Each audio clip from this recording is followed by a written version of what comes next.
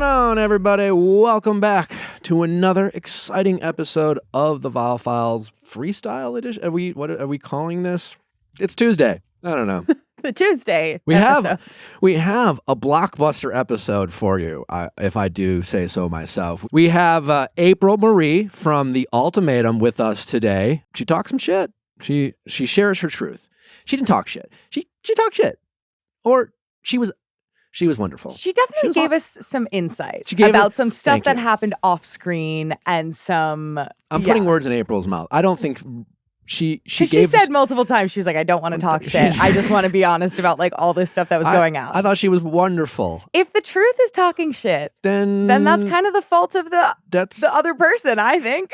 I felt she shed some really helpful light on the Jake of it all. And we got some Colby behind the scenes as well. Got some Colby behind the scenes. We also have my friend Elizabeth Wagmeister from Variety Magazine coming on to give her expertise and her insight on the Johnny Depp and Amber Heard trial going on, which we will get into a little bit. Tomorrow on the Going Deeper episode, we have Colby and Madeline from the Ultimatum to get an update on their life, their baby that's on it, their baby girl that's weeks away, I think, from being delivered. We'll get to know them a little bit, get their point of view from their experience on the show, some burning questions that people have. So yeah, great episode for you tomorrow, along with, I don't know, I'm sure there'll be something more we'll have to discuss in terms of other culturally relevant things. Why do we have a picture of Natalie and I up right now? Because I thought we wanted to talk about Coachella. We do, yeah. It's like, you know how people have photos in their office? It's like, this is your equivalent. This is it. So, like, we look hot. So, like, going forward. I just thought we'd keep it up. Maybe we wanted to look at it. I was at a Coachella this weekend. Do we need to specify Coachella for those who maybe don't know? For those of you who don't know what Coachella is, it is a music festival. And weirdly enough, not in Coachella, California. It's like in Indio, California, which is next to Coachella, which is also next to Palm Springs. I've been to Lollapalooza. I've been to Gov Ball in New York. I've never considered myself a big, like, huge festival person. Like, I've never, like, I wasn't like one who was like, we got to go camping, and do a festival. But I do like them. To sum up Coachella, I don't care who you are. I don't care your station in life. I don't care your age. I don't care how much money you have or how much money you don't have. If you go to Coachella, more than anything, it's a pain in the ass. It just is. Like, you could be the richest person in the world, but where it is and where it's located, you still have to go out of your way and spend a little bit more money, or you know what I'm saying? It's just super inconvenient. Where Lollapalooza, it's like super convenient because it's like you just have to be in Chicago, and then like Coachella is like in the desert, so it's dusty and windy. It's just a giant pain in the ass. That being said, once you're at Coachella, once you're on the ground and in the event, it is beautiful. Like, when you kind of take a step back and look around, like all the aesthetics that they have and the Ferris wheel, it is really just something. Like, there are a couple moments where Natalie and I were there with friends, and we're just like, this place is insane. It's really kind of a beautiful, spectacular place. But that said, Harry Styles. We are a Team Harry Styles podcast going forward. We're a Stan account. I don't know how you two feel about Harry Styles. The man is electric. Oh, truly. Dynamite. So, because my entire For You page, and this is why I'm very grateful for TikTok, because I don't think I would have survived Coachella, but then you get the videos of everyone posting about him, and I was like, I've seen his performance now from multiple angles, and even through my phone. I was like, this man. Yeah. So we made some friends, Natalie and I. Erica Priscilla, she's a big TikToker. We've been trying to get her on. She lives on the East Coast, so she'll eventually be on this podcast. So Natalie was a big fan of hers, and so we just connected, and we ran into her and her fiance Scott. Fun couple, lovely couple, and we hung out with them a lot. And my other friend, she's like was a Harry stan, Matt King and Patricia. So Patricia was a big Harry Styles, and she's like, "Oh, he's amazing," and I'm like, "Oh, cool." And then Scott out of nowhere goes, "Yeah, I've seen Harry Styles. He's really good." And I was like, "Interesting," because Scott, if you don't know him, you wouldn't expect he might like advocate for Harry Styles. And then Harry, he came on. His opener was incredible. Like from the moment they showed this like video of basically animals like having sex in the forest, and you were kind of distracted watching this. And then there was this shot of just Harry's just standing there, staring off into the crowd with this big like furry coat on, and my breath was taken away. And it was truly like every moment of every part of the concert, he just looked like an absolute rock star. And I have never what I was most taken back by was Harry Styles' ability to connect with his women audience. That's what I was kind of blown away by. Mm-hmm. And he debuted this new song. It's called Boyfriend. Oh my God, his speech before was so funny. Yeah, and he was just like, oh, the boyfriend's who has a boyfriend? Cheers. Who doesn't have a boyfriend? Cheers. And then he's like, to all the boyfriends, fuck you. Yeah, I was like, fuck off or fuck you.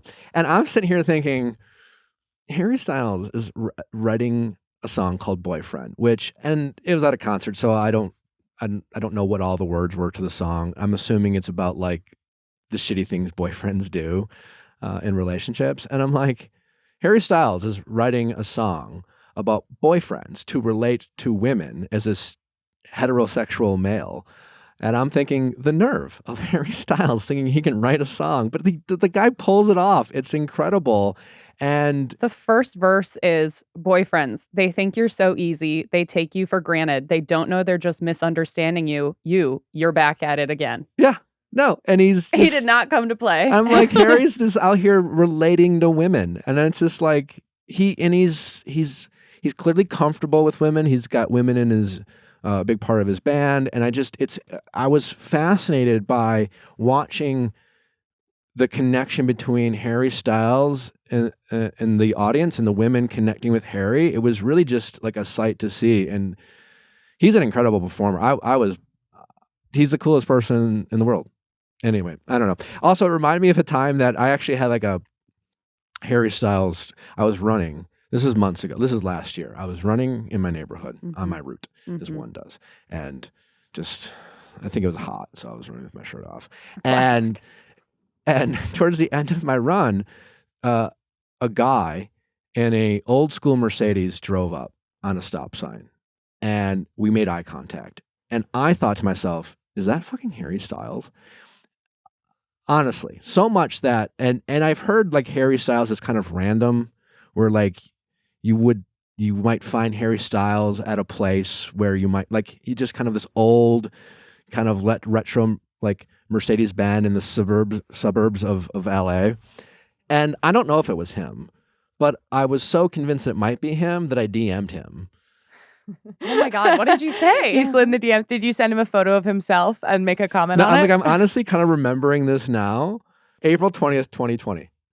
Any chance that was you I saw while driving a classic Mercedes-Benz in Studio City? Probably not, but big fan either way, Nick. But I was convinced it was him, and we made eye contact. Like, I felt like I was like looking at him thinking, is that Harry Styles? And it seemed like this person was looking at me wondering, is that the Bachelor? Former Bachelor? But I heard like Harry Styles used to date Kendall Jenner, and she's a Bachelor fan. And I think Harry's talked about being a Bachelor fan before. So it's possible. I don't think it was him. But anyways, this is all to say, Harry Styles is one of the most talented performers of our generation, and I think will go down in history as one of the best of all time. Like David Bowie kind of vibes, also Freddie Mercury vibes. The man just like captivates an audience in a way that most people don't, and also incredible. Also, another takeaway. I've seen Megan Thee Stallion twice in less than the calendar year. God bless you. You are so lucky. You are a lucky man. Yeah. And I don't know if everyone listening to this podcast is a Megan Thee Stallion. A hot girl Meg fan. I don't know. But I to be honest, like I knew, I had heard of her. I knew who she was. I saw her for the first time at GovBall. Natalie's a big fan. She's like, oh, we got to go see Megan. I'm like, okay, I'm fine with that. Came out, rocked it. Coachella rocked it. But if you're a fan of Megan Thee Stallion, like, the women who are fans of Megan Thee Stallion, they fucking get hyped for Megan. And honestly, it is a sight to see. Like, I have just like, just watching Harry Styles connect with women was also like this kind of amazing thing, but it differently. And then when Megan Thee Stallion came out, like women get turned up for her. And like there's just like this whole crowd of women just get fucking empowered and just get to like unleash. And it is a sight to see. And I gotta say, I'm really impressed. Like just all kinds of women. Universally, I don't care what you look like, who you're from, but if you're a fan of Megan Thee Stallion, you get turned up for her, and they fuck with Megan, and Megan fucks right back, and it is kind of like, it's a little scary and empowering and pretty cool. Like as a straight white male, I was like, okay, like fuck, like she has an army of women, and it's a pretty cool thing. So if you have the pleasure of seeing Megan Thee Stallion in concert, I suggest you go. Let's get into some not so sexy news. Absolutely. So the Johnny Depp Amber Heard trial is happening. What a mess. It's very public. I think it ties into, so ultimately, because this is about defamation, and Elizabeth Wagmeister is coming on the show, and I'm sure she will give us a very well-researched background. But essentially, this lawsuit is a battle between both of them, where Amber Heard says that Johnny Depp abused her, and Johnny Depp says that she abused him. So we have like mutual claims of abuse and like in the form of defamation. So it's starting, I think, a big cultural conversation. I think it sort of feels like a resurgence of the word Me Too, you know? Like I feel like I haven't heard Me Too in the media. Yeah. It's been really crazy just because like I haven't followed it that closely. Right, but Johnny Depp and Amber Heard are two big celebrities. Johnny Depp has been one of the biggest celebrities for a long time. So you just like if you pay any attention to any type of pop culture, you hear about it. You know, you always again want to believe the victims, and then lately with this particular trial, there's been new information coming out about Amber Heard, which is kind of just shocking and surprising, but then also potentially disappointing when it comes to.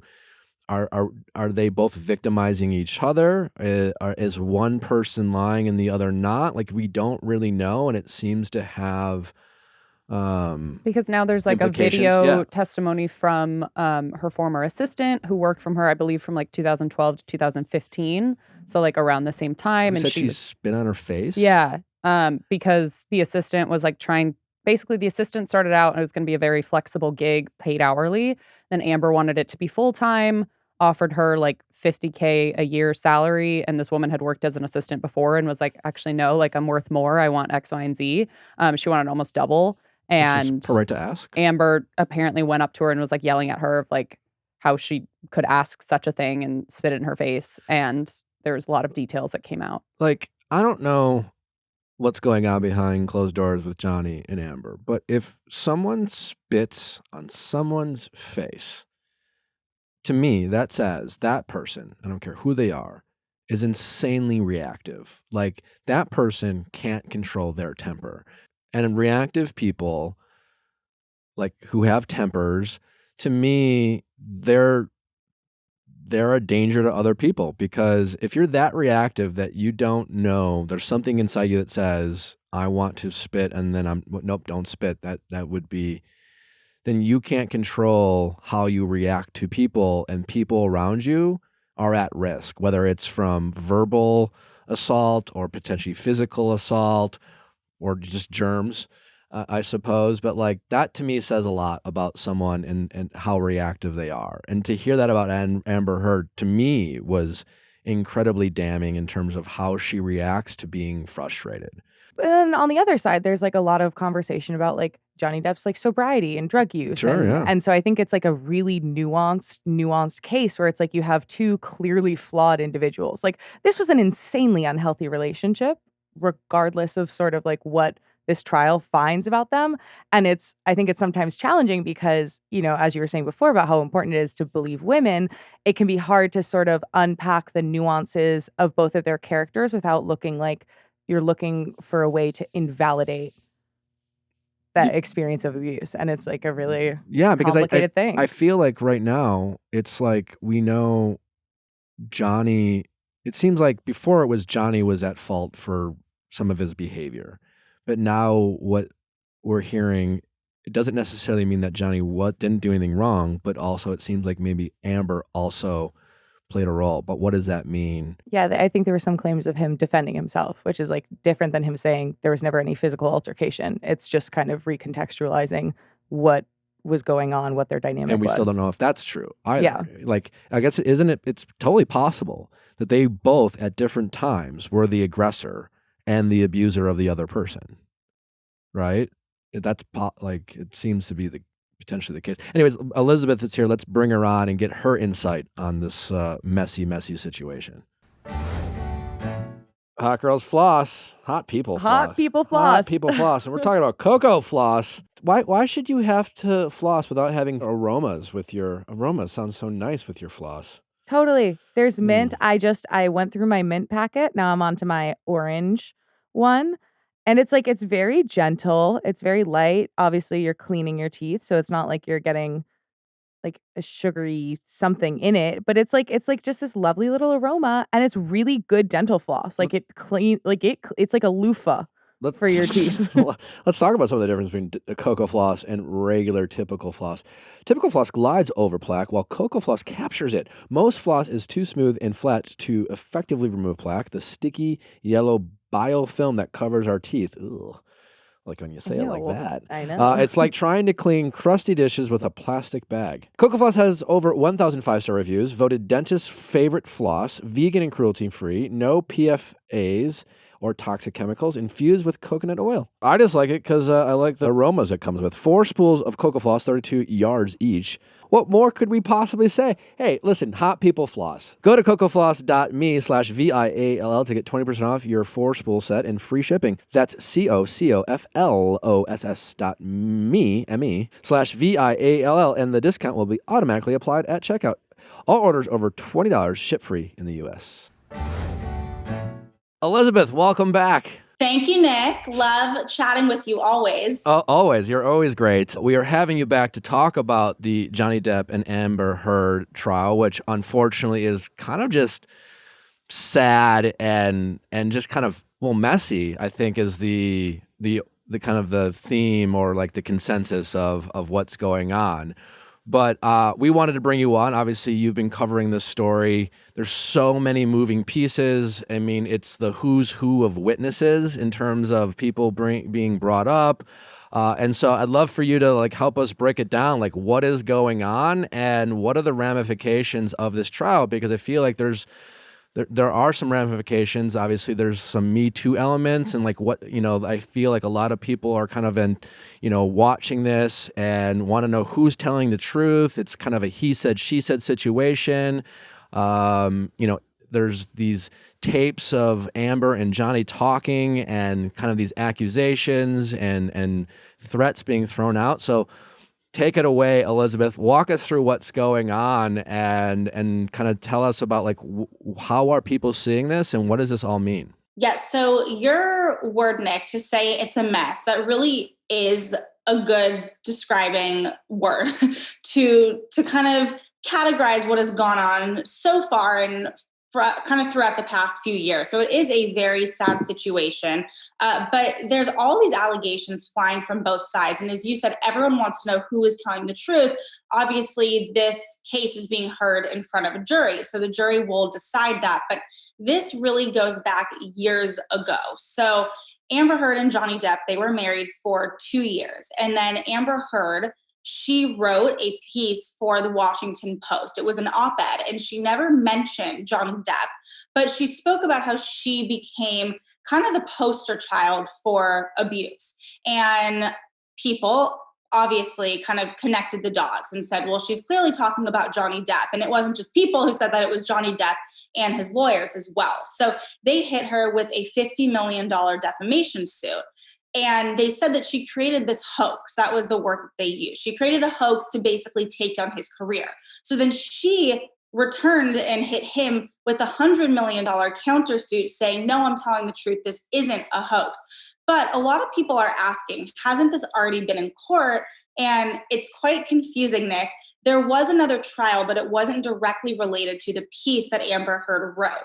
In 2018, there was a case that was overseas in the UK. It was a libel case because Johnny Depp was suing The Sun, which is a tabloid overseas. It's like the page 6 of the UK, basically. And they called him a wife beater. That was on the front page. It said wife beater. But Johnny Depp lost that suit. The judge ruled that there was substantial evidence that he was, in fact, a wife beater. So he lost that suit, and he still went forth with this suit in Virginia, which is interesting. So as you said, there's the who's who of witnesses coming up. And you referenced this video, and that's just kind of one piece of evidence. But the big issue here, the biggest issue here is that it's a case of abuse. And obviously, you never want to be dealing with abuse and with domestic violence. But the issue with the ramifications for both of their careers is this is like the worst PR nightmare you could ever have, because as a celebrity, the last thing you want is drugs, abuse, blood, defecation. Like, seriously, these are all words that are coming up on the stand. So now whatever happens, whether Johnny Depp wins and is victorious against Amber Heard or whether he is not, the damage is really already done. And he's been dropped from the Pirates of the Caribbean franchise. He's been dropped from Fantastic Beasts. So the damage is done. There's really no turning back when it comes to his career.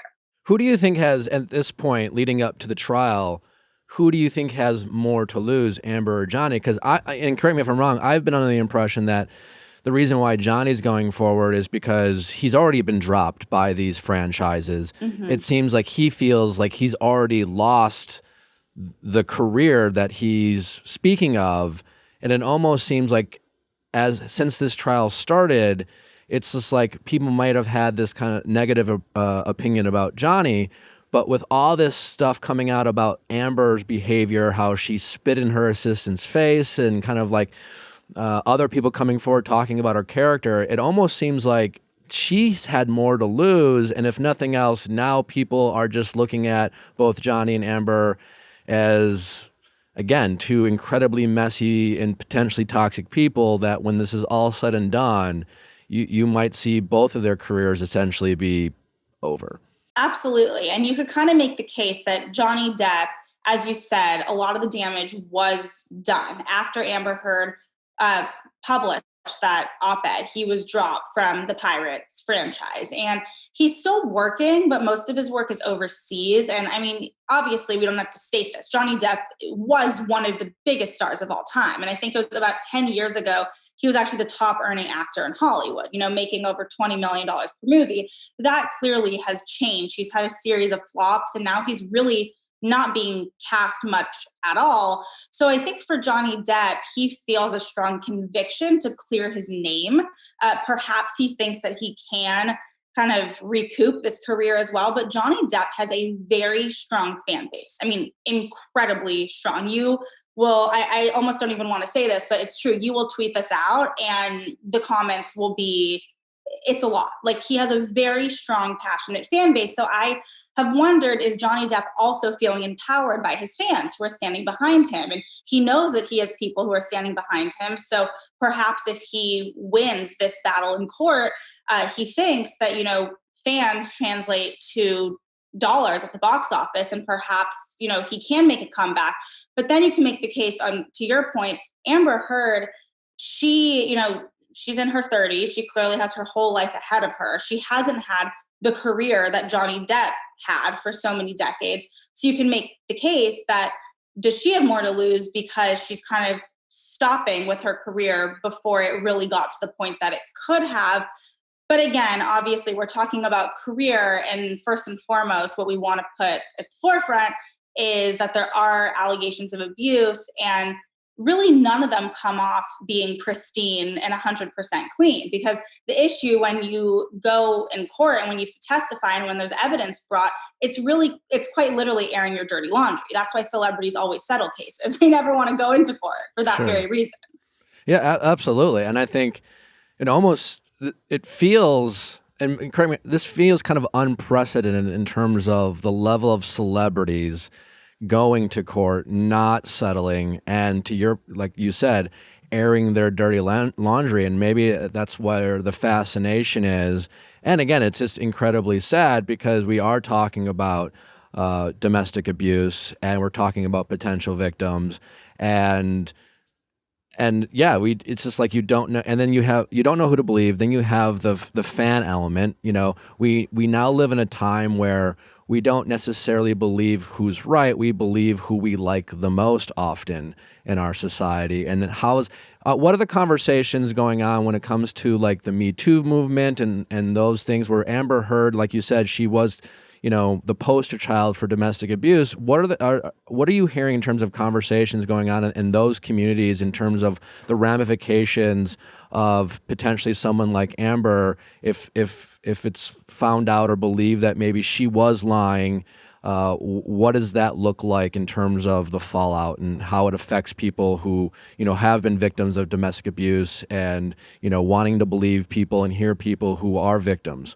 Yeah, well, I think first of all, I think there will be a substantial amount of evidence on both sides that shows that perhaps they both could have been at fault in some ways. I think some of that already came out in the previous trial in 2018. We have seen that video footage. I mean, anyone listening right now can Google that right now, and you see Johnny Depp appearing to be quite intoxicated and yelling. And, you do see these things on video, and that came forth that leaked in the tabloids, but that also came out in the last trial. And then one of the other things, last week during this trial, a therapist who had been seeing Johnny Depp and Amber Heard took the stand. And I know, Nick, on your podcast, you often talk to relationship therapists. And I thought that her testimony was really heartbreaking because she testified that she saw mutual abuse and that this was a couple that was constantly fighting and that they would kind of fight back at each other. So I think that's also an interesting layer. But to answer your question about the Me Too movement, I think there's two sides of it. Some people, they might say with any case or with any story, if the alleged victim is lying, then obviously that doesn't bode well. But on the other hand, I did a piece at the time of the first trial with Johnny Depp, just about really taking a look at the career and the downfall that he has endured there. And I remember I spoke to Gloria Allred, who is, of course, one of the biggest attorneys of all time, feminist, women's rights activist.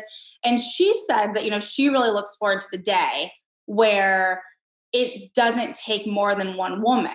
She said if a woman like Amber Heard is alleging that Johnny Depp abused her and has some evidence, then why do we need so many others? And then the celebrity element is interesting too. If Amber Heard, who might not be the biggest A-lister in the world, but she certainly has more power and more fame than your average Joe, if she's saying something and she has to go through years of court battles, then what does that say for the woman at home who might be suffering domestic abuse? There's all these layers of why women don't come forward because they're not believed. So I think there's so many interesting layers here, Nick. Yeah, no, it's messy and really unfortunate. How do you see it playing out? I really think this doesn't end well for either one of them. If we look through the lens of just Hollywood and their career, I think Johnny Depp, I don't see him being hired in a big franchise anytime soon. And Amber Heard, I think, unfortunately, this is going to be her defining factor. And that is unfortunate. And I think that's kind of the price you pay for speaking up when you are a public figure or not. Think of the women who were complete unknowns, not actors, who testified against Harvey Weinstein. When you Google their name, they're forever tied to it. So I think with Amber Heard, she will forever be known as Johnny Depp's ex-wife who, spoke out against him for abuse.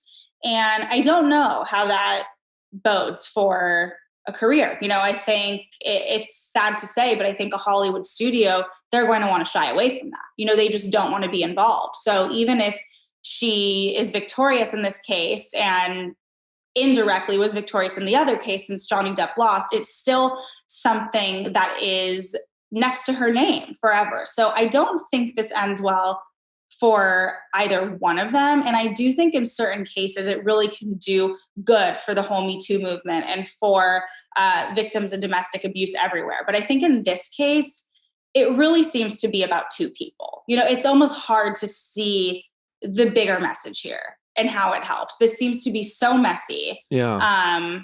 It really feels to boil down to two people and their relationship. Yeah, and I guess it maybe just brings up a question, for later discussion too, because I guess you mentioned the therapist who came on and talked about mutual abuse, and I have a lot of ignorance around that. I don't know, what does that mean in terms of the question is, I feel like a lot of people wouldn't ask the question, well, who started it or something like that? Or how does that look when you have two people mutually abusing each other? Does it even matter at that point? What does that look like? And then you have elements of, in a heterosexual relationship, a man and a woman, obviously there's layers there, and it's a lot more, to peel back and have conversations about. But yeah, when I feel like mutual abuse probably happens often, but how do we interpret that, and how do we learn from that, and where do we go from there? I don't know if, well, neither of us are therapists, and we don't have those answers, but maybe something we can peel back and learn later on, because that must happen all the time at some point in relationships where you have two people who are toxic and.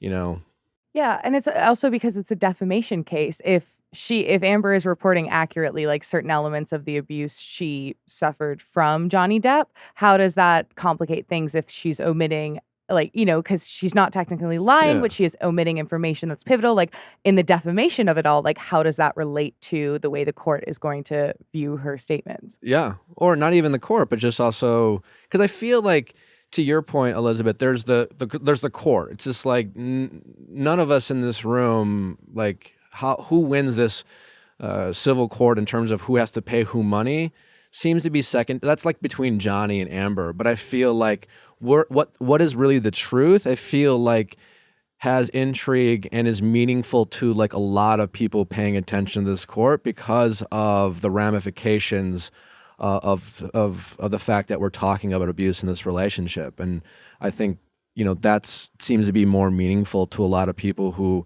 might be victims of domestic abuse, men and women, right? Like, I think a lot of people are kind of looking at this case as kind of a guide of like, where do we go from here? Is we're potentially setting precedents and things like that, and then other victims might question, to your point, Elizabeth, who's going to believe me if they don't believe so and so, and if I come forward, is it going to get messy like this? Like, a lot of people who are victims are confronted with two terrible choices. It's just like, either come forward and get dragged through the mud and have my character being questioned, or feel like my abuser or my predator is going to get away with making me a victim. And it's unfortunately just a sad situation. Yeah, I have a question for Elizabeth, which is just that, kind of as we're talking about how, like, the public court, or how this has become an issue that's really a lot of people are weighing in on. But as a journalist who's kind of doing some pretty thorough research about it, I'm curious if there's been any misconceptions, or if you're hearing any lines or narratives that aren't the whole truth in this public discourse right now that you think it would be important to clarify or sort of correct people on. I mean, I don't know if there's any kind of like twisted truths with this, but I think what is interesting, and I have not been in the court for this case whatsoever. I've kind of covered it with a bird's eye view, but I have been in court for other cases. And what people forget is what is being tried is what's happening in that courtroom and nothing else. So in the media and right now, we're talking about kind of everything, and Johnny Depp's career and Amber Heard's career and their fame and all these things. So it's very rare in a typical case that's not dealing with celebrities. You don't know anything about them. So the jury is really, looking at what's happening in that courtroom, and that's it. That is supposed to be the case in any case as well. But it's really hard for a jury to not have any opinions. Like, you'd be hard pressed to find a single person in the world who doesn't know who Johnny Depp is. So they're coming in with preconceived notions. But oftentimes I think the verdict comes out and it could be surprising. But I think that's because it's dealing with what happens in the courtroom. You know, for instance, I'll bring up Harvey Weinstein again because I covered that case. I was in court every single day for that 2-month trial. And in that case, you know, from the outside, I think everyone said, well, of course he's going to be guilty. Look how there's been hundreds of women who have accused him and, you know, all of that. But when you come into the courtroom, it's only the evidence that is there. So you might have hundreds of accusations against you, but if there's only 6 women on the stand, it doesn't make the case as strong. So I think, you know, that's something that we have to remember is what is happening in that courtroom is only what's happening in that courtroom. But it's going to be hard to find a jury that can anyone really say they don't already have an opinion going into this. So I think that'll be interesting to watch play out. 100%. Elizabeth, this has been really helpful. Thank you for helping us break this all down. Please, again, let our audience know where they can find you, listen to you, write, or read all your stuff at Variety. Yes. First of all, thank you for having me. I always love hanging out with you guys. And you can find my work in Variety Magazine and on Variety.com. And all of my social handles are eWagmeister. Awesome. Thanks so much, Elizabeth. Thank you. Well, that was very insightful. I think my biggest question after talking to Elizabeth and hearing her talk about the therapist that worked with both Amber and Johnny about how they seem to both be guilty of abuse, I'm really curious as it relates. Like, I'd love to get a professional insight on. I guess at that point, does it matter? Is it about who's at fault? You know, because like. And we always talk about in abusive situations how it seems to be like one abuser and then one victim.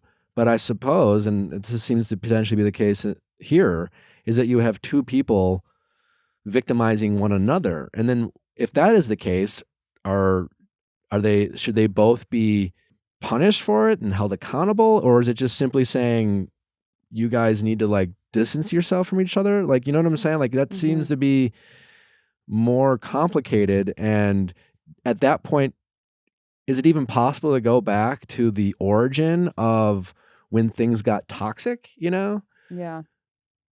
I don't know. It's like kind of, it's a weird It's such a thing. complex thing. And I like how Elizabeth was able to just like break it down, Yeah. all the facts. And she was a nice resource. I just hope for everyone's sake that, this trial between 2 very public figures who ultimately, I think, probably only care about themselves and how this situation affects them. I hope they are mindful of how, because of who they are, how the outcome of this trial will have ramifications on so many other situations like this. If nothing else, how people believe people in their stories. So, But yeah, this could set a precedent. Imagine one day they're like, well, in Heard v. Depp, I mean, yeah, I don't the know. ruling was.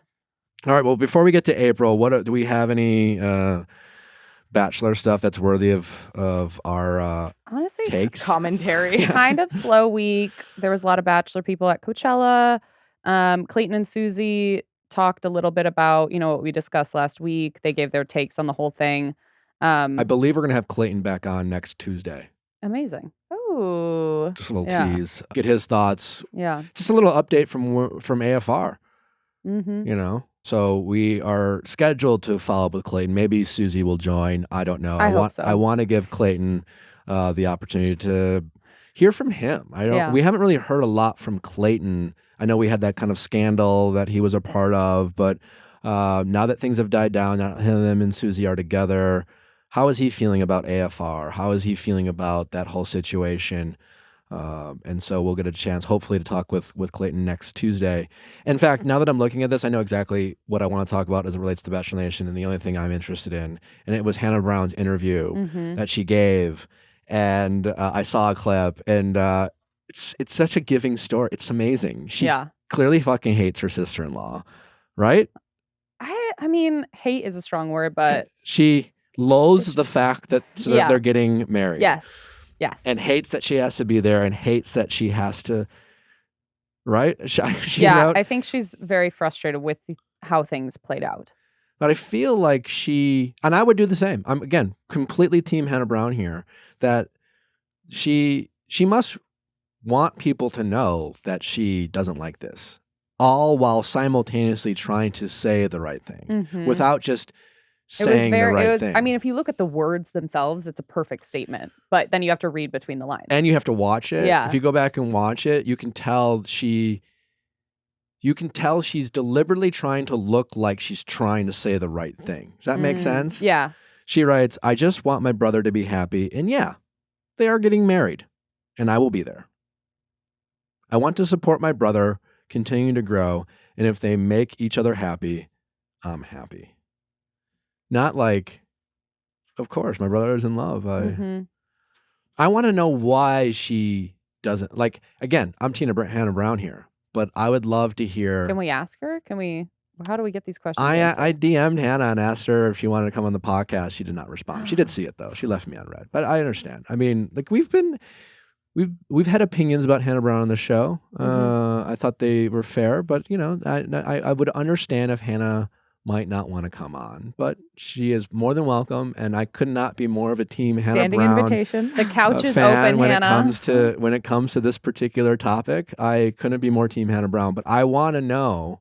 I don't think she's gonna. Of course, she's not gonna come on, because I want to know why she hates her sister-in-law so much, and she can't answer that. Do you mean sort of whether it's more of like the situation and the principle and the loyalty of it all and feeling betrayed, or do you think, or potentially also an issue with this person's personality be, or right? like Because the way she treats her brother?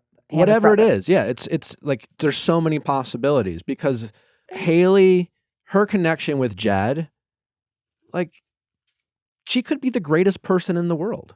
She could be funny and amazing and like the coolest hang. And Hannah, now she must have gotten an opportunity to get to know her. And at any point, Hannah could be like, you know what? Fuck, what a weird way how we met and how a weird way that we got intersected. But like, you're cool. And maybe I wanted to hate you, but I don't. But that's not how Hannah Brown feels. Hannah Brown has gotten to know her. She's met her, and she's still like, you're gonna make me do this, aren't you? You're gonna make me do this, and she's still not following her. If they make each other happy. If Imagine they make each other happy. So yeah, she's still in this statement doubting whether they make each other happy. Imagine Haley sending her like one of those like Etsy bridesmaid proposal boxes. Like, will you? If you're be in my wedding? Oh my God, yeah. Is Hannah going to be in the bridal party and like go to the bachelorette? I hope not, for everyone's sake. Yeah. If you're Haley and you read this statement, like, what do you think about? How do you feel about that? I think it depends on how secure she feels in her romantic relationship. Because I think if you feel really secure in your romantic relationship, you're like, you can like really just like brush it off. But I think if you're feeling any kind of like doubt about it, that's something that could be a real like kind of like twisty knife. It was the most telling. It was an amazing answer. It was really good. Thank you, Hannah. Thank you for your Hannah, gift. you are welcome to come on. I know you're not going to, but someday I hope to hear what it is about your future sister-in-law that you hate so much. I believe that she probably has a valid reason. That's just in my gut. I could be totally wrong, but I'm dying to know. Shall we get to April? Yes. So many burning questions, and April delivers. She does. April, how's it going? What's up, dude? So happy to have you on. How have you been? I'm doing good. Hanging in there. New year, new me. And new hair. Not in April from the Ultimatum. So happy about that. I cry a little bit less. Well, let's start there. This is my first opportunity of talking with someone from the Ultimatum. I feel like there's so many kind of questions about. Well, there's questions about you and your relationship with Jake, and then there's just questions about the show in general. You know, when I first started watching, I was a big fan of the show, huge fan of you. I thought you did amazing. I loved your honesty. I love how you just you shot from the hip, and I think you kind of surprised a lot of people with your willingness and ability to kind of dig deep and kind of fight through some of your fears and insecurities. That was great. The first episode, when I was watching it, my first thought, and I feel like I speak for a lot of people watching it, was like, who the fuck would do this show? And I only say that because, like, as someone who's, been on, I've been on reality TV. A lot of people are like, what the fuck? Why would you? But like, as a single person, you're just kind of like, YOLO, I'm just going to go, whatever. But this was a collection of people who were in love, had a partner, and they all agreed, whether they got dragged to it or not, as Jake, not Drake. You were not dating Drake, unfortunately. Dragged Jake. Yeah. Drake. You dragged Jake. But he still agreed. I mean, say what you want. I mean, I don't know how, like, how often, like, oh, you didn't make Jake go. He went. Like, everybody had to do their own contract. Everyone had, exactly. Their own contract. We went through interviews. Like, so walk us through, like, how did you even get approached for this? Because this is not like, this is season 1. This is not like, after 20 seasons of The Bachelor or even like a couple seasons of Love Is Blind, people are just like, oh, I would love to do that show. That'd be cool. But I'm always kind of fascinated when a show premieres and no one's heard about it. How did you first hear about it? And what was that conversations between you and Jake? Like, who approached you, or did you approach someone else? And then what were those conversations like between you and Jake when you were, according to Jake, basically essentially forcing him to go on this show? Yeah. So Jake and I lived together for the entire year and a half prior to the show. And I got a comment on one of my photos that was like, hey, we're looking for couples in Austin who are, ready in strong relationships for our upcoming TV reality. I didn't think anything of it. I thought it was like a complete scam and just like someone out there trying to put on some kind of sitcom. But then another comment came and I brought it to Jake's attention, and Jake goes, I got the same comment on my Instagram. And it was the same guy. So finally we responded. One interview led to another interview, like down the line of basically getting scouted for the show and making it to the final a list of 8 couples that were going to be on there. And after like 3 to 4 interviews with Netflix, we were like, all right, we're at the final stages. It's like we sign and we go do this, or we throw the opportunity away. What were those questions like? Because I'm assuming they must not have known that, like, it seems like all they knew for your Instagram is you had a boyfriend and he had a girlfriend. It seemed like you guys were dating for a long period of time, but were they curious about, like, do either of you want to get married, or are one of you hoping for a proposal or to get engaged more than the other person? Like, how did those conversations go where essentially, as we heard on the show over and over, you were the one who issued the ultimatum? What was that like?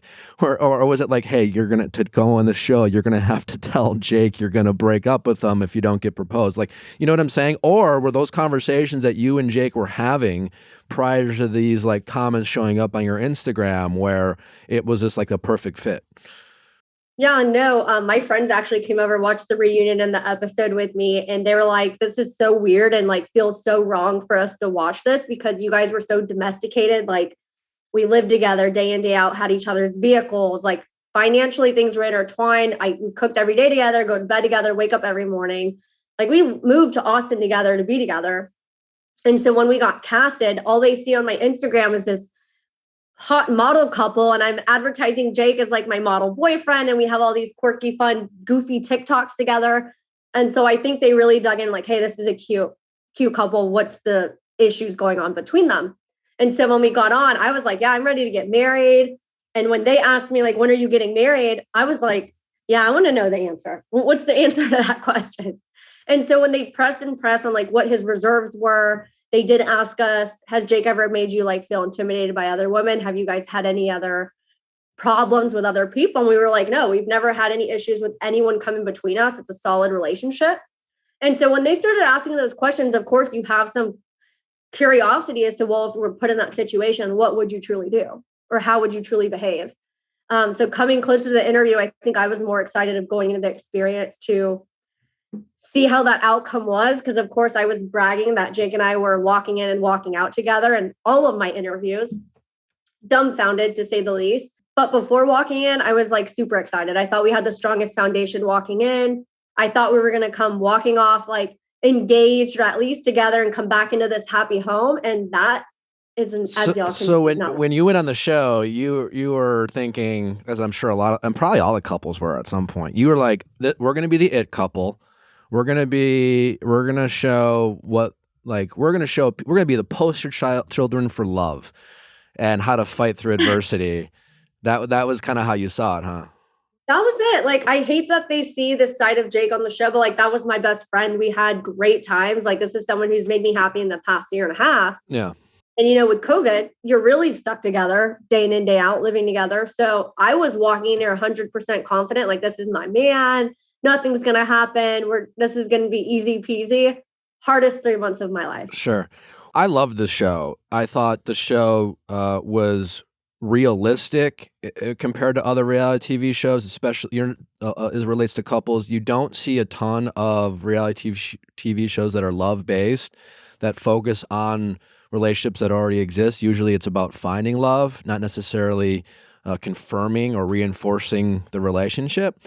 So much was made about the ages of the couples. I personally didn't have a problem with it. In fact, I thought I preferred that you had people in their mid to early 20s, because as someone who was in love in my mid to early 20s, who, like you, thought I had all the answers.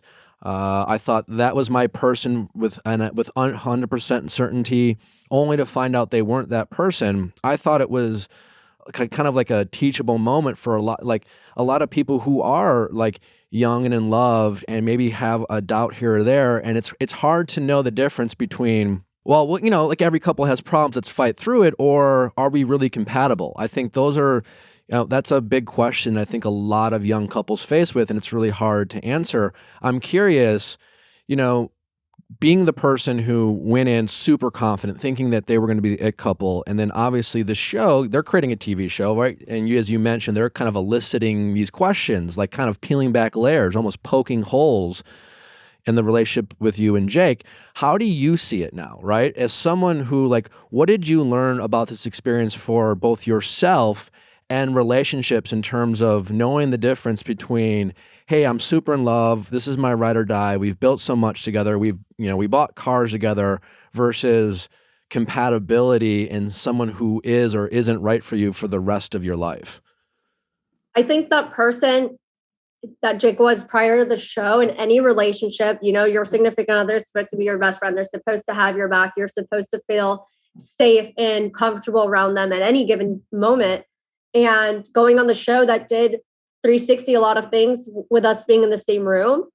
And, you know, I go on the show, I want Jake. When you get towards the end of the show, it's like, all right, I know what April wants outside of a relationship, in a relationship, for my personal wants and needs, like to be happy.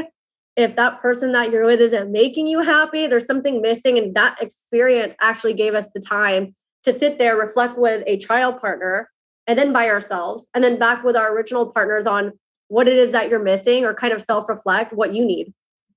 And you may want and think that you need that person, but then it really makes you open your eyes. So like, all right, why is this different with this person than back in my original relationship? Yeah. At what point did you personally realize that things might not play out the way you anticipated them playing out when you showed up? Was it like, because it seemed like Jake and Ray hit it off like real quick. Was that as accurate as in real life as we saw on the show? That connection? Oh, for sure. Like the dinner you guys see of Jake, I know he was drunk and I tried to not take it to heart, but then like the next day it was still the consistent, I have this with Ray. She makes me just shitting on me. Like she makes me feel 100% better, more than like a bromance, and just like certain words. I felt like I had to win him back again. And I was going about it all the wrong way. I felt in competition with another woman, where it was just like, all right, if you are actually the one for me, this is our first few days apart from each other in the past year where we've lived together, and this is how you feel, then maybe we aren't meant to be together. So honestly, that was my biggest fear week one at the choice. I think that was why I was so like extremely vocal. And that was my breaking moment, is because everyone was really quiet. My person was already expressing feelings for another woman. And I just wanted to remind everybody like, hey, this shit is real. Like we have to choose someone and live with them for 3 weeks. And we honestly may not walk out with the person we walked in with.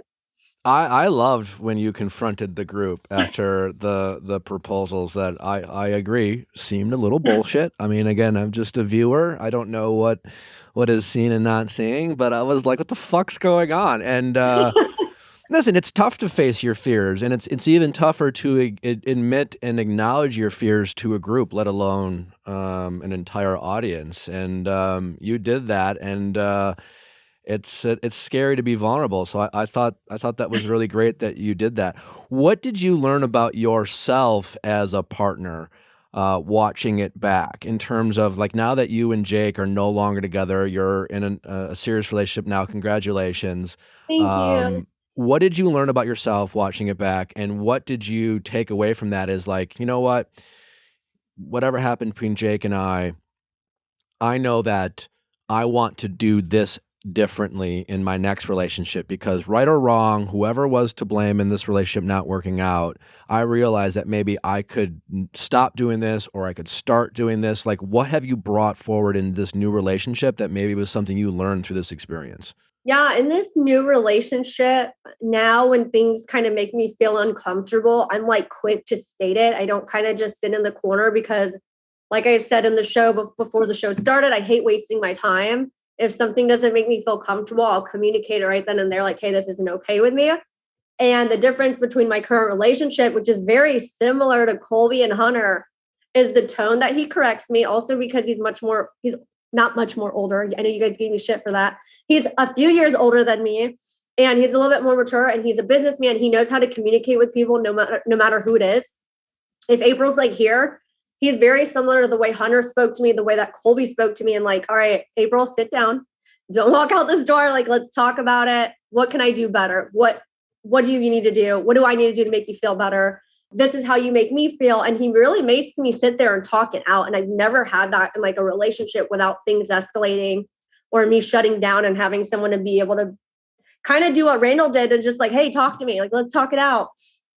So out of all of the dates that I went on with Colby, I really wish that was displayed more on the production, because Colby, every single Colby date with Colby, we were horseback riding. We were doing putt-putt that we made on the 17th floor. We did body painting. We just did so much fun stuff that I haven't felt like that in the entire year and a half of moving to a new city, not having friends, even in my relationship. So the fact that Colby brought that out of me, like, hey, I'm with someone a little bit more my pace, that's not complaining, that can actually keep up, was my biggest thing that I took away leaving. And now I'm with someone who's like, go, go, go, that I can hardly keep up with. And I'm like, damn, was this me in the relationship? So your answer, it seems like what your takeaway was focusing on what you think might be a more compatible partner for you. Is that? Yeah, that, and I think energy, matching energy, just like the tone. I think as much as I talk, I kind of shut down and just walk away. Like when things get uncomfortable or I'm hurt or my feelings are hurt, I kind of just like to be by myself and like, I don't want to talk it out. I don't like confrontation with my loved ones. Yeah. But now I'm with someone who knows how to handle it and make me sit there, cry it out and talk it out. And I feel so much better after it, rather than like leave, let things saturate and then talk about it 2-3 days later because I don't want to come home. So it's really nice to have that very calm communication and relationship where things don't have to be left, right, back and forth, like just not getting anywhere. Is there anything specifically that April would like change about how she goes about relationships? Because I know you're talking about like, it's nice to have this partner who does X, Y, and Z and pushes you and maybe a little bit more, activity based and like matches your energy, because it just seems like you and Jake maybe energy, but like what would be something, especially when it comes down to conflict and conflict resolution? Did you learn anything about like, hey, I don't want to keep doing this. Like, this is something that I'm bringing to the conflict that I don't want to do. With me, it's like, I used to be that girl. It's like, text. I need an answer. I need a response. So I'll keep punching, poking holes. Where now it's like, all right, I don't even give my energy. If it's negative or if it's not anything that's productive or constructive criticism, I don't have time for it. And I'll just stop the negativity right away. Let's come together when we can be calm, in a calm demeanor. I think that was one thing that I had to learn, to stop reciprocating people's energy and bring it back a step and kind of, work your way up. And this relationship, even last night, I got upset and I left the house. I tried to leave. His car was blocked me in. So he's like, you're coming back in here and we're going to talk things out. So he trapped me in the yard. But I think that was my biggest thing, is that I like to just walk away, be alone, be by myself in some silence, and then work it out. And feel like that's not how things should work. You should just be able to leave the house or walk away from an argument. And I'm learning, I promise. And so yesterday I was like, I just need to go boxing. He's like, you're not going boxing. I was like, yeah, I just need to throw some punches, let this out, feel better, come back, let's talk. He's like, no, we're going to talk right now. So I am working on sitting down and not leaving. It is okay for you to step away. In fact, according to my therapist, it's a rather smart thing too. Yeah. I hope your current boyfriend lets you, walk away if he doesn't stop you.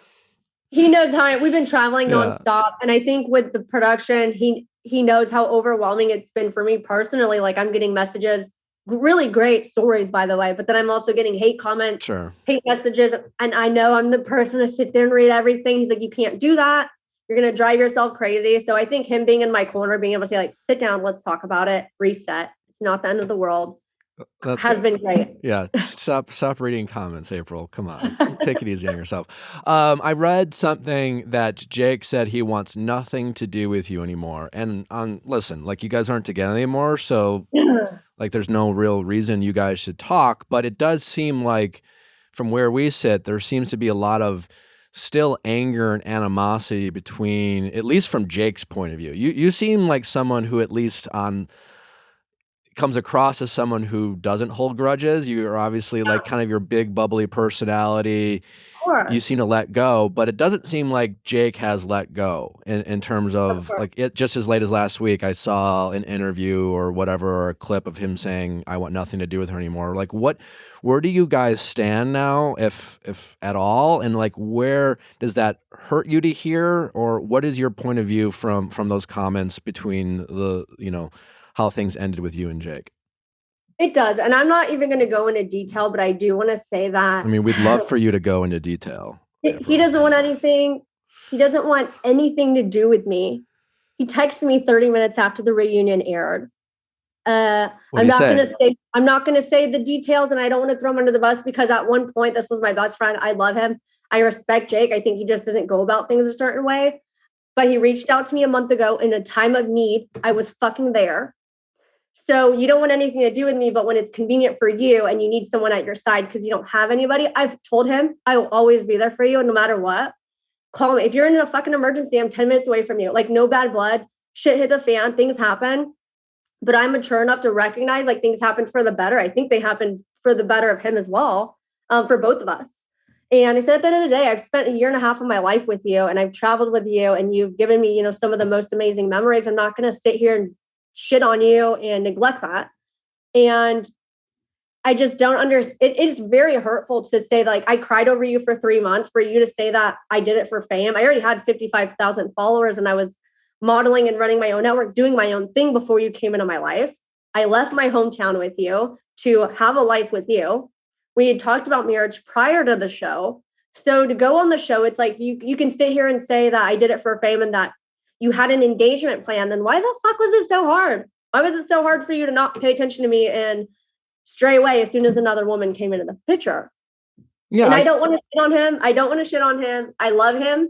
I think he's an amazing person. We just realize we have differences. It's not shitting on him, April. We're just here to hear your truth. That's all. No, but I'm close to it. So that's why I'm going to. I want you to. April. It's a safe place, April. You just be yourself. Just let it all out.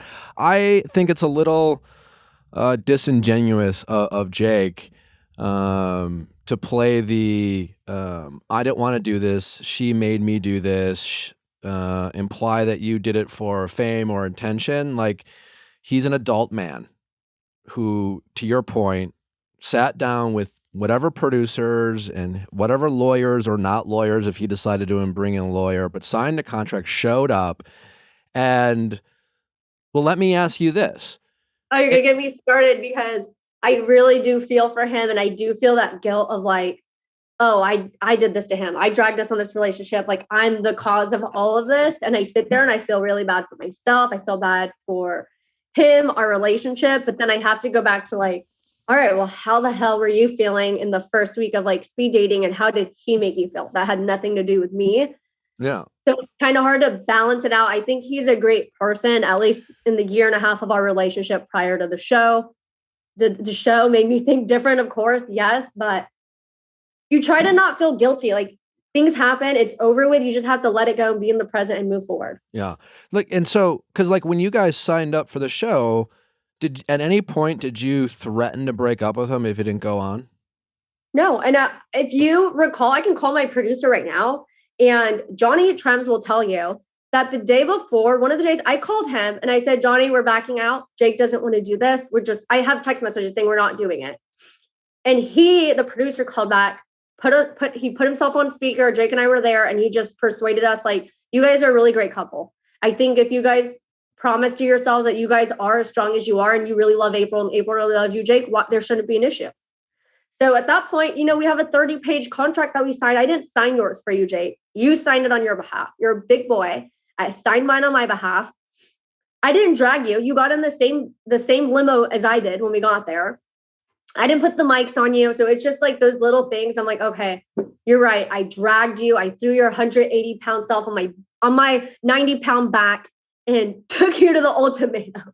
Well, yeah, because it seems like he's painting a picture of you forced him to do it, and essentially told him that if you weren't going to do this show, that you would leave him, and quite literally made him do it. Where it sounds like, at least your truth is, and what we're hearing is, it was your idea.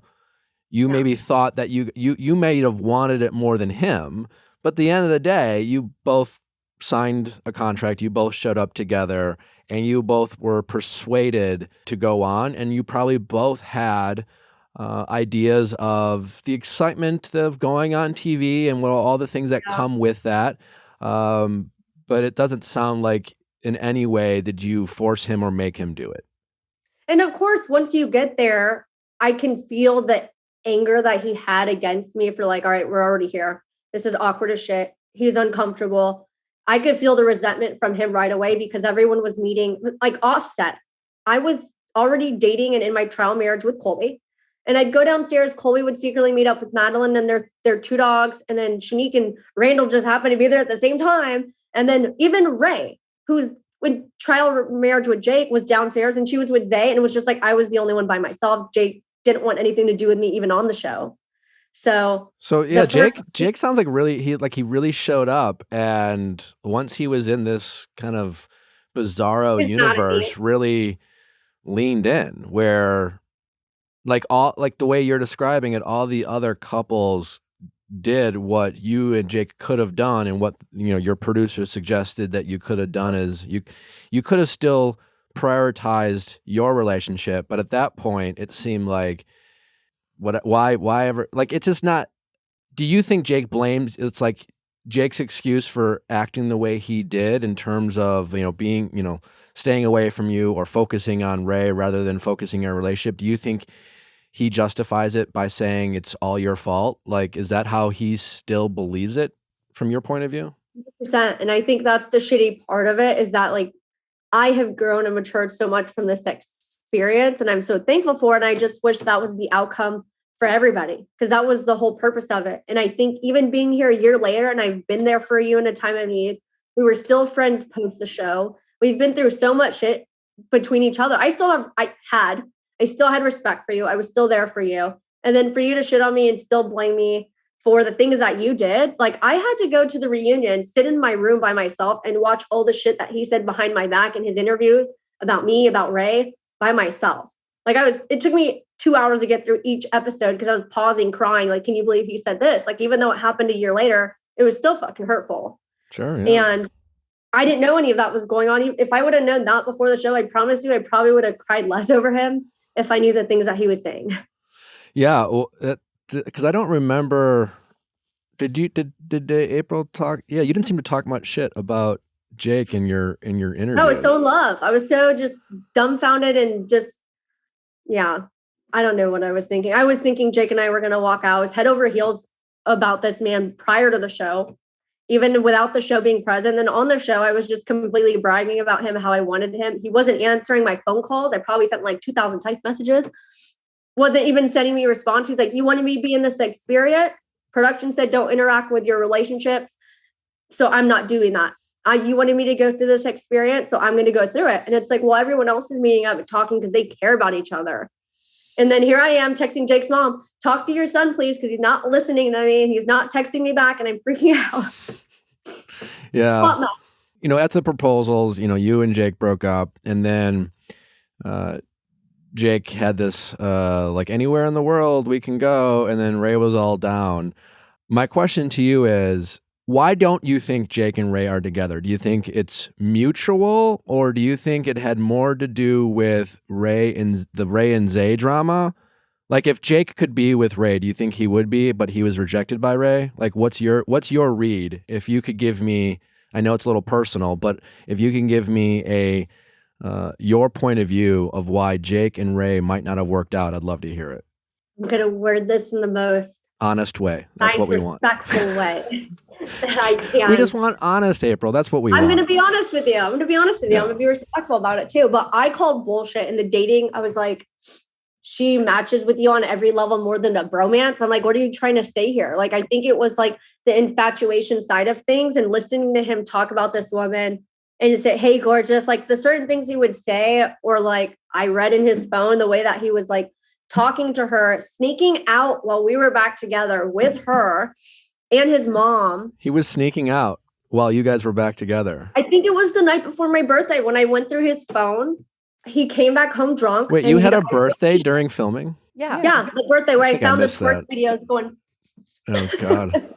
God, that's nuts. So that was the night before my actual birthday is when I went through his phone. So I had found what I went through, got up really early. I think I even left that night because I was so pissed off. But he came home drunk. And first thing he says, first of all, it was the night before my birthday. We got in a fight during filming. And I'm like, I go to bed. I'm like, I don't want to talk to you. He's like, I have something planned for your birthday. Like, you ruined it. And I went to bed crying, and I see him get dressed up, and he just left me. Didn't try talking. He's like, well, you didn't want to be around me. I'm like, usually you're like, when you see your person is in like emotional and they're upset, you go and you freaking comfort them. You don't just leave and walk out. He gets home at like 2:00 in the morning, and I wake up and he's blasting music, hip hop music on his phone and just stumbling. And he goes, I had such an amazing time with Ray. I had such an amazing time with Ray. And so I'm like, what the fuck do you mean you had an amazing time with her? It's 2:00 in the morning. I already had my suspicions or whatever, but it's wild. He fell asleep. He threw his phone across the bed. It was already open. It was already right there, unlocked, still blasting hip hop music. He's knocked out. And I'm like, well, I want to know why you had such an amazing time at this time of night. I found the twerking videos from like past times that they were going out. It wasn't until post-show that I like read everything, and he'd actually like been meeting up with Ray and her mom and texting, don't tell Zay where you're at. Well, that was like, all right, this is like beyond disrespectful. And I had already known at that point, mentally checked out. Thanks for sharing that. You're a lot. He came, there's the balls to come home and be like, I had more fun with another woman than you. Yeah, but he was so drunk, and I woke up the next day. You'll see me film. I said, do you remember you came home drunk last night and you were talking? He's like, no. And I've asked him, there was so much alcohol involved. I'm allergic. So 90% of the time I was drinking juice and I'm sober. Well, everyone else is just blah, blah, blah. It was so not fun for me. And I asked Jake post-show, during the show, is there anything disrespectful that you said that I need to be aware about? That you can tell me now before I have to watch it and it hurts my heart again. And so it's basically like, did you talk some shit about me at any point? And multiple times I said, what did you say that I need to be aware about? Is there anything you said that I need to know right now? Tell me. And he couldn't fucking remember because he was so drunk. He's like, honestly, I can't think of anything. I don't know. And then you watch it and you're like, you don't remember that you said A through Z. He wasn't drunk the whole time. He talked some shit sober. Yeah. For sure. I don't know. May not have been drunk, may have been high off of that. I don't know. Whatever it was. It comes to a point where you can't blame like you need to take accountability. Hey, I fucked up. I said some hurtful shit. Sure. I'm sorry, but there was never a single sorry. And that's where I'm upset. So here we are a year later and you still can't let it go. It's still my fault. Can you walk us through, like, help us understand? There was a lot of confusion watching it, I think, as viewers. not just you and Jake, but like all the couples, because there was a lot of like people talking about like Colby, for example, like there's some other random girl, and I think there might have been some guy Jake accused you of talking to. It was kind of confusing because it seemed like there was stuff going on while you guys were filming that wasn't captured by the show, but was still part of the storyline. Can you like shed some light on those those other messy or behind the scenes situations that were going on? Yeah, and I actually wish this was filmed. I honestly completely clueless when it came to Colby with another woman, but I figured there was something because there was times I'd come home or we left the club separately and like I'd come home first. And Colby had left first, but like I'd come home first. And so I was just like, hey, where are you? Blah, blah, blah. I didn't know what was going on. I was completely clueless. I felt cheated. I wasn't even dating him. With my current boyfriend, with Jake, I was so distraught. I just met Colby's family. His newborn niece was there with my fertility problems. It was the hardest thing was that date. And they didn't even show that because I was like crying in the woods, just having a newborn baby in front of me and then try to talk. And I just left fertility appointments. It was like the hardest date that I did. And Colby was like, let's go out with your girlfriends. Let's have some fun. Forget the Ray and Jake thing because Jake was still not texting me. And I went to the club and this nice gentleman, it was not creepy at all. He walks up to me, approaches me in the club, starts massaging my neck. He's like, you look like you had a long day. He's like, I just want to say like you're like the most beautiful person I've seen. What is your ethnicity? And he's like, we can't figure it out. And then we just started chatting. I was like, I just moved here. He's like, I just moved here. And I'm like, no way. He's like, do you have a boyfriend? I was like, yeah, I got a boyfriend and a trial boyfriend. Like, I got a lot on my plate right now. But that guy actually did pursue me. We exchanged contacts, which is the upsetting thing is I showed Madeline a photo of me that I took with the guy when I met him. There was nothing going on that night. I didn't go home with him that night. I took pictures with him. He's dancing with my friends. His friends were dancing with them. I showed Madeline a photo, and that's where things get messy. She goes and relays it to Jake, saying I showed her multiple photos of men. And Jake's like, you're sharing your blah, blah, blah with all these guys. Like, there's literally one guy that I talked to for like 20 minutes. I gave him my Instagram, didn't even give him my cell phone. And at that point, it's just like, if you were that mad about this far that I gave someone my social media, when you and Ray were making out, kissing, being disrespectful to me, not paying attention to me, you have no right. No right at all. Do you think you did that because of what was going on between Jake and Ray? Even without that, this guy was so respectful. It was non-creepy. And at the time the way that he pursued me and said like such nice things to me, and it wasn't flirtatious or just like. Well, let me ask you this though. Like, how would you have handled that situation had you and Jake not gone on the ultimatum? Oh no, for sure. I'd be like, I have a boyfriend. So yeah, I think that's where people get confused because like, what were not even just you and Jake, because it seems like a lot of the couples, or maybe all the couples, decided not only am I going through this show or I have this trial partner, but I'm essentially like, we're broken up. Like I have a hall pass. Yeah, it seemed like this universal hall pass, not only with people on the show, but if some guy walks up to me and started rubbing my shoulders and I don't find it creepy, I guess I can give him my social media. Like it seemed like I have followers anyways, like anywhere I go. I'm like, hey, what's up, girl? I like your blow. Follow me on Instagram. I have no friends in Austin, so follow. Like that's just how April is. Like I go, I socialize with everybody. So that was honestly like uncommon. I would have done it to anybody there that I've made friends with because I don't have friends here in Austin. Hometown is LA for me. But aside from that, I can understand where Colby's coming from because Colby and I had such a like platonic, brotherly, like sisterly, like just strong friendship and playful, fun relationship that I value so much. We didn't do anything in 3 weeks. We shared a bed. We never touched each other, never kissed, never did anything until the very last night. And then after that, we were even like, oh shit, this is awkward. So yeah, we did go and pursue and like talk to people outside of the experiment because outside of this, you have Madeline and Randall like really hitting it off. You know, Ray and Jake hitting it off. They had both kissed at this point. We were like, fuck it. Like, let's just go out and have a good time. What did you guys do? Did you guys just kiss in the last night? Or did you guys do more than that? Yeah. No, we did not make out. Colby and I kissed the last time and he had this whole speech like, hey, we've had a really great time in these 3 weeks. I don't know why, but we haven't explored like the physical side of things together. So I just want to, and then just went for it. And after that, we were like, yep, no, that's not going to happen again. Okay. What is your take? Because you're kind of connected to it indirectly. Lately, there's been a lot of social media drama going on between Ray and Zay. And someone who was part of this drama as it relates to, like, you know, Ray and Jake, and you were with Jake, like, how do you see this drama going on between Ray and Zay? Because, like, I saw this thing on TikTok. Ray posted this collage of her, and it was like this like love collage of the two of them with a comment about, like, you might be lying, you know, you can lie about me, but I'm going to like remember the good things, which was kind of bizarre. Like, I guess, I mean, I'm glad she is able to show appreciation for a love that she used to have, but it's like, I'm going to try to talk shit about you, but also romanticize the shit out of our relationship. Yeah. I'm curious about your take. You kind of you were affected by Ray and how she handled her business, and you certainly got to know Zay a little bit. What was your take on that situation? So my take on that is I get where Zay's coming from, because him and I were on the same boat. Like, our partners hit it off right away. I totally get where the fearfulness of him was coming. Like, oh shit, they might actually walk off together. But then in another token, I had Jake I made a TikTok of Jake in the middle of filming, and like was like, hey guys, we're broken up.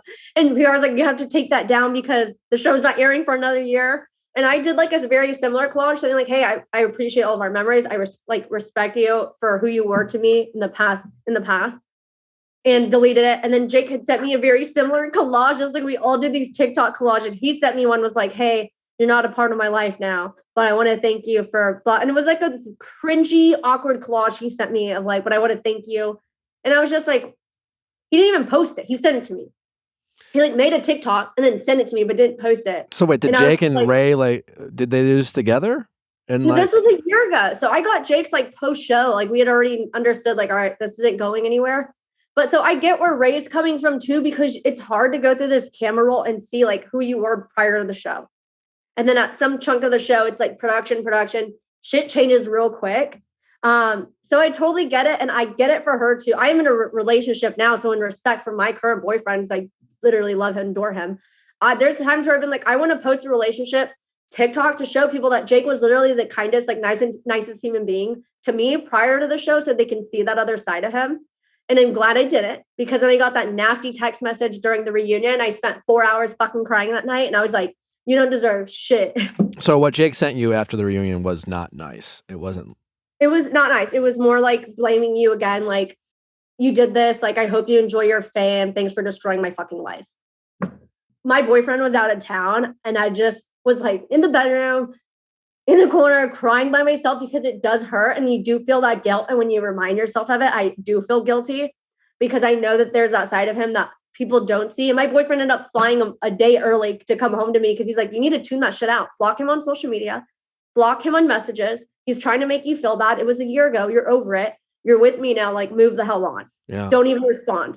And so he's right. I screenshotted it. I just deleted the chat. I blocked him. And I was just like, all right, wipe your tears. Like, move on. Yeah, I guess it's really disappointing to see, like, hear how Jake has handled that situation. For me, the worst moment for Jake, for me as a viewer, was the first day you guys were back together after he spent 3 weeks with Zay. And it was so obvious, because he seemed, like, again, I don't know what's edited or not, but he sounded incredibly mean to you and cruel. And it seemed solely based off the idea that he may or may not have felt guilty about his feelings for Ray. And instead of just like being honest about it or showing empathy about how it might hurt you, he decided to play the victim and make you feel bad about even being there, when these were all his choices of how he handled himself in this environment and on the show. And it seemed like that kind of mentality is still going on with Jake, where it doesn't seem like he doesn't see the need for any accountability about his choices on his end. It just seems, as far as he's concerned, your fault.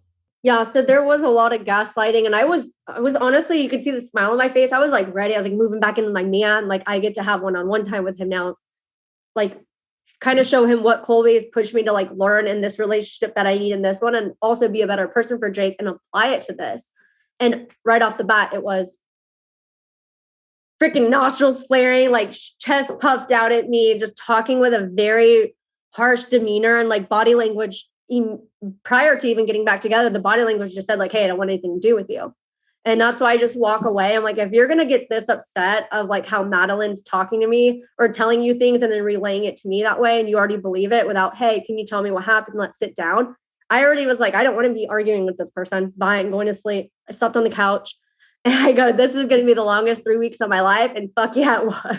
With the conversations between you women, when you guys like got together, which was always kind of bizarre, and between dating each other's partners, did you guys talk about like any boundaries, or was it like a free for all? You know, in a sense that like, were you guys behind the scenes saying to each other, don't do this with my man, or this is off limits? Did you guys like get together and agree what would be like cool or not cool? Or was it just kind of like, I guess whatever happens, happens? Like, how did you guys approach that? Because it was really kind of wild to see you all talk about what was going on with each other's partners.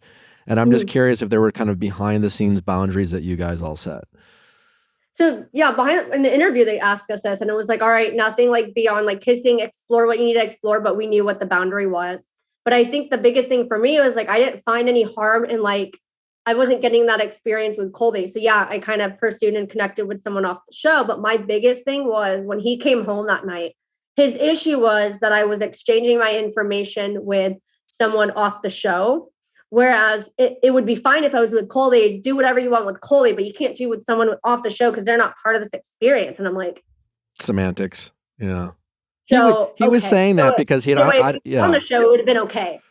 He didn't think you had he didn't think, he wasn't worried about Kobe. That's why he was fine. Well, yeah. And so my biggest thing was like, well, put yourself in my shoes. What if Colby and I had that relationship, boom, right off the bat and publicly display like our googly eyes and stuff in front of you just in the first week of speed dating? I'm sure the roles would be reversed and you'd be shitting your pants also.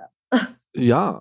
Well, that's the thing. It's just like, it seems so hard to see this kind of compassionate, empathetic side of Jake, because what we saw was just a very defensive, hypocritical side of Jake, where it's like, yeah, he seemed like, you know, after you guys would fight and after you guys would say mean things to one another, he'd be like, no, I do love you. And I was, you know, you want to see that in the moment, or you want to see that prior to a fight where it was always kind of a reaction. That was kind of a bummer to see. And just even like the I love yous, the intimate moments.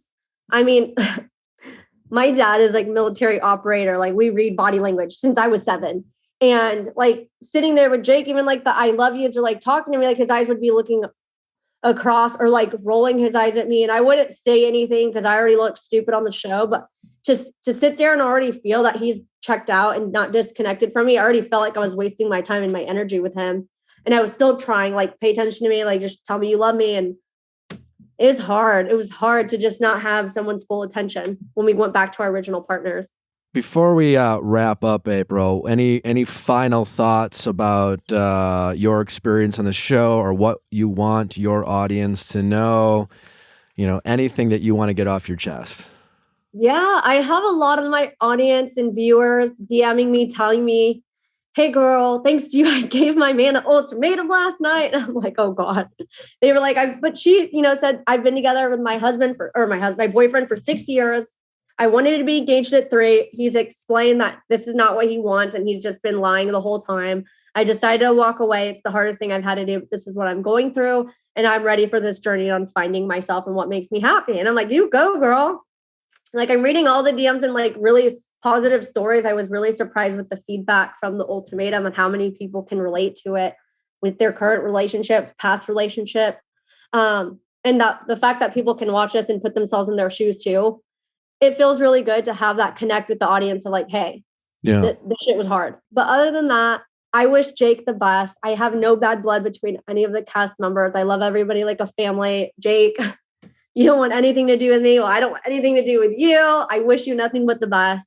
Oh, I do have one more question. Now, because like obviously we saw this side of Jake. You learned about Jake. But, you know, when we talk about relationships on this show, I'm a big believer that the signs are always there, right? But sometimes we look the other way. Sometimes, we can be afraid of the truth because we're afraid of what that truth means about the relationship. You are someone who obviously, really puts their heart and soul in everything they do. And it seems like you really put your heart and soul into this relationship. And that can be very scary for a lot of people, especially when they see a bit of, cracks in the relationship, so to speak.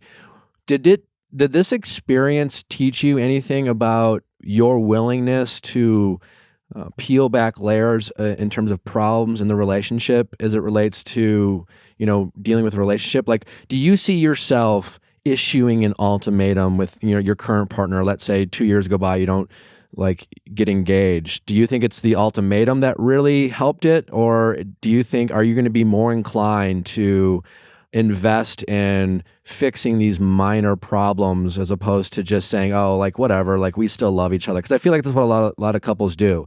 They say, oh, well, problems, whatever, they're not a big deal, but we're in love. But there really seems to be, issues going on if you are willing to look at them. Do you see yourself handling your current relationship different in the future as problems inevitably come up? Of course. And I think to all my Tauruses out there, I have my Taurus cup here and it says stubborn, affectionate, reliable. And I think that's 100% true. We have so much love to give, but we're also stubborn and willing to walk away if, we feel uncomfortable or things kind of press us. And I think in my current relationship, I'm way more prone to sit back and say, hey, this hurt my feelings. Instead of getting upset, keeping it bottled in, I'm able to say, hey, this makes me feel uncomfortable, sit down, talk about it. And as hard as it is for me to sometimes say sorry, I do sit there, I'm like, we apologize and we move forward. So there's so much that I learned from Colby, because you have to understand, Colby gave his woman the ultimatum. He was the one guy that was pursuing his woman. And I'm like, holy shit, I want that. And I told Madeline, you should be glad this man's giving you an ultimatum, because I want a guy to pursue me the way he was nonstop. Madeline, talking about this girl the whole time I was living with him. Week 1, where Jake was ignoring me. So that was man, I want my man to be just as crazy as me as Colby is. So in the 3 weeks of living with Colby and all the stuff you guys didn't see, the ultimatum truly made me all right, I'm putting my bar a little bit higher. I know what makes me happy, and I'm not going to settle for less or any kind of disrespect. And not have that mindset that oh, I don't want to throw 2 years away. I'm scared to start over. That's bullshit. If it's not making you happy, then that 2 years, just be glad it wasn't 12. Right. And so it gave me a whole new positive outlook. Wonderful. Well, great to hear that. I love that you see it that way now. April, I can't thank you enough for coming on and sharing all this. It's been, you're a very giving guest. I appreciate it. And all the best to you in your future, in your new relationship. And we really appreciate your time. Of course. Thanks, guys. Well, thanks for listening, guys. Thank you to Elizabeth Wagmeister of Variety Magazine. Thank you to April Marie from The Ultimatum. Can't thank you enough. Make sure to tune in tomorrow, Going Deeper, for Madeline and Colby. Next week, Tuesday, Kale Lowry and hopefully Clayton Eckhart will be joining us. Kale will be our guest, and I think Clayton's going to zoom in, and we're going to catch up with Clayton. And then on Wednesday, we have Josh Peck to maybe wrap up his podcast tour. The man's done every podcast out there. But there's only one called Going Deeper. There's only one called Going Deeper. We'll see if we can get something fresh from Josh. Maybe he's literally done every podcast. Anyways, you won't want to miss it. I promise you, we will. We're going to talk about a lot of stuff. So we'll get Josh's take on all the relevant pop culture things going on. Find out something. We're going to make him tell us something new. Juicy. We're going to get something juicy and new out of him. We're going to dare him. We're going to suggest to Josh that you've done so many podcasts that you can't possibly have anything new to reveal, press-worthy to say. Please prove us wrong. Is that okay? Should I do? Do I have an incredible audacity to? I think it sounds fun. I think it depends on the tone. Anyways, tune in. If for nothing else, tune in to see me dare Josh to suggest that he has nothing new to say. We're big fans of Josh Peck. Anyway, we can't wait to have him on. And also, don't forget to go back and check out our Ask Nick episodes on Monday. Sending your questions to asknick@castme.com, cast with a K. If you are in relationships, situationships, if you feel helpless with your love life, if you're having a problem of any kind, I promise you, if you listen to Ask Nick, you're going to feel a little bit more empowered, a little better about your choices, and just, I think, a little bit more optimistic about your future. Is that safe to say? Totally. I Is feel that like too it's much? like a very emotionally mature brunch conversation. Yeah, there you go. Thank you, Amanda. That's on Monday. Go back and listen, subscribe, review, all that fun stuff. We'll see you tomorrow. Peace.